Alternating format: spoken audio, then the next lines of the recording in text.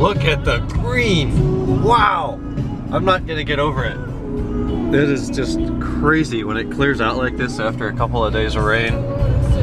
It is beautiful. So I'm headed up to the shop. Got to ship some stuff today, more quotes, measuring and weighing, and some disassembly. I've got a guy coming tomorrow to get front brakes supposedly. So if that's the case, there's an old Rolls Royce over there. I've got to get those front pads and rotors disassembled, and I'll talk to you up there.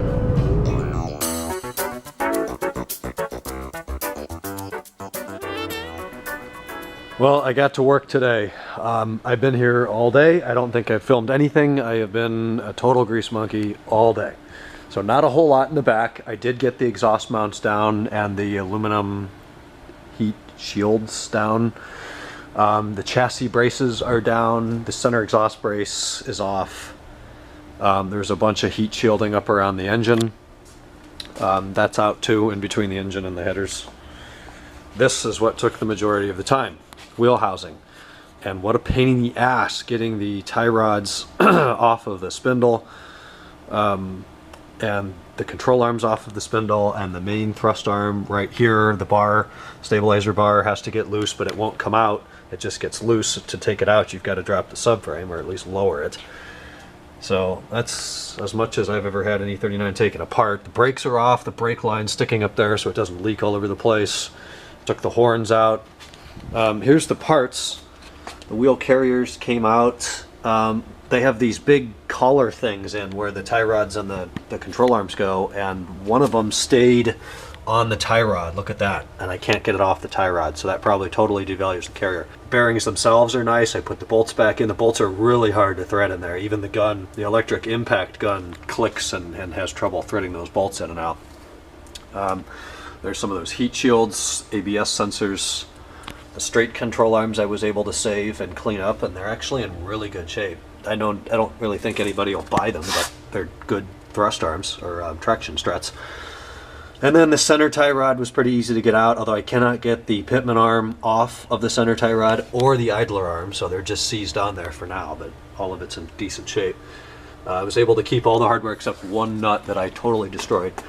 Then these things, I think I have a guy who wants them. They're in great shape. He wants to try mono ball bushings on one end. Even these are like nice though, so these have obviously been replaced. I did clean these up a little bit. Here's the front coilovers. They would clean up and sell, but without the rears I don't know that they'll have any value now, unfortunately. And here, same deal. It just takes forever to do all of this, and you're constantly swapping between 16, 18, 14 millimeters wrenches, ratcheting wrenches forward, reverse. Takes a long time, but it's out and apart. We didn't sell anything today or ship anything today. Didn't have time. Gonna take these with me. These need to ship. It's cold as balls, and I'm gonna head back to the house and get something to eat. I'm hungry. Okay, I got back from the shop. I ate some ham on a bun that expired 2 months ago, followed by some jalapeno chips and a Pink Panther cocktail. I then talked to Kenan for about 88 minutes, 82 minutes, 90 minus 8, 82 minutes, and it's now time for bed, and quite cool outside again. Right now it's 39, this morning it was 34. My dad said that the roofs on the terracotta roofs on the houses were white.